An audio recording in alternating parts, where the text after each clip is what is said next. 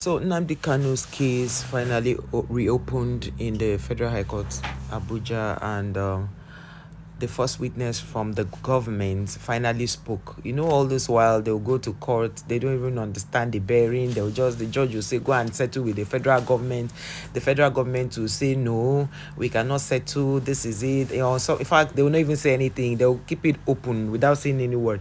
So when Nnamdi Kanu went to court the last time, and there was this back and forth issues and all that. Okay, what did they do? They decided that, okay, let them look into this whole matter. People came, they said, if you take someone to court and you take someone to prison, at least let there be an opportunity for fair hearing.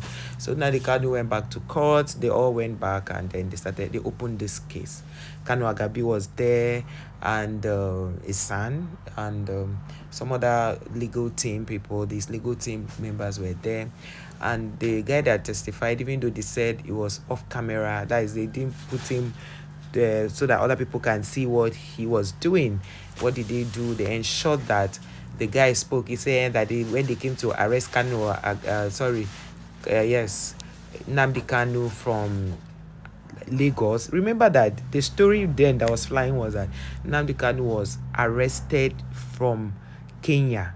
In fact, they whisked him out of Kenya to Nigeria. But this guy is saying when they met Nnamdi Kanu in a hotel in Lagos to arrest him, that they met him in a room that looked like a studio, like he had a radio house. Now they're saying that, it's illegal for him to have a radio house, and he said he knew that he cannot have a radio house in Nigeria, so he had just a normal this thing where he passes information to his Biafran people.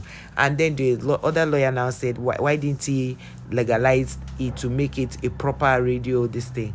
The other one said is because he knows they will not grant him.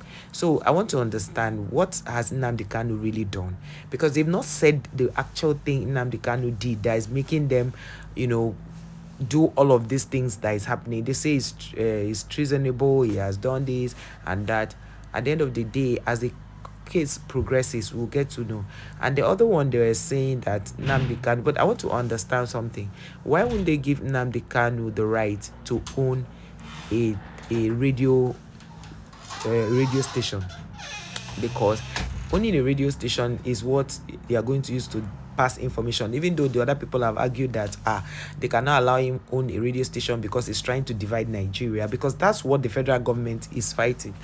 Nnamdi Kanu said no, he's trying to ensure that he's not a problematic person, he doesn't cause problem. He's trying to ensure that the southeast or the east, the Nigerian the eastern part of Nigeria is being taken care of, and they get fair deals. Like if anything that is going on in the country, they have their own fair deals. Nobody's being marginalized, because the Igbos have complained in the past that they have been marginalized for a very long time. And you could see that Nigerians were really reacting to say, oh, finally they started hearing this case again, and we are here for Nnamdi Kanu. Nnamdi Kanu was there with his brother and other siblings that were able to attend the case. So you could see that one of his brothers looks so much like him. But what I'm saying in essence is, can't they just finish this whole thing and leave Nnamdi Kanu? Because whether they like it or not, are they going to lock him up forever? No.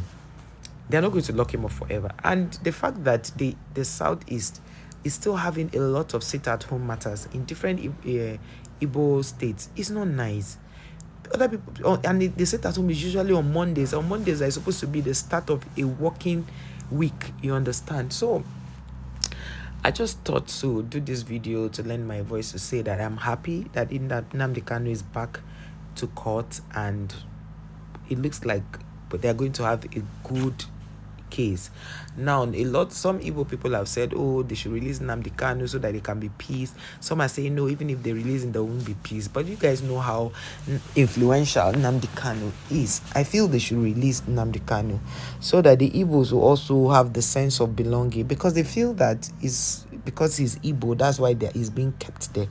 I don't know what other people's thoughts may be. People have their different opinions, but I feel as a person that they should release Nnamdi Kanu so that he can get his freedom and go see his family, because he has not seen his children and his wife for the longest. And I think that's not being fair. Thank you guys for watching. Please like, share, subscribe. I'll see you in our next one. Bye.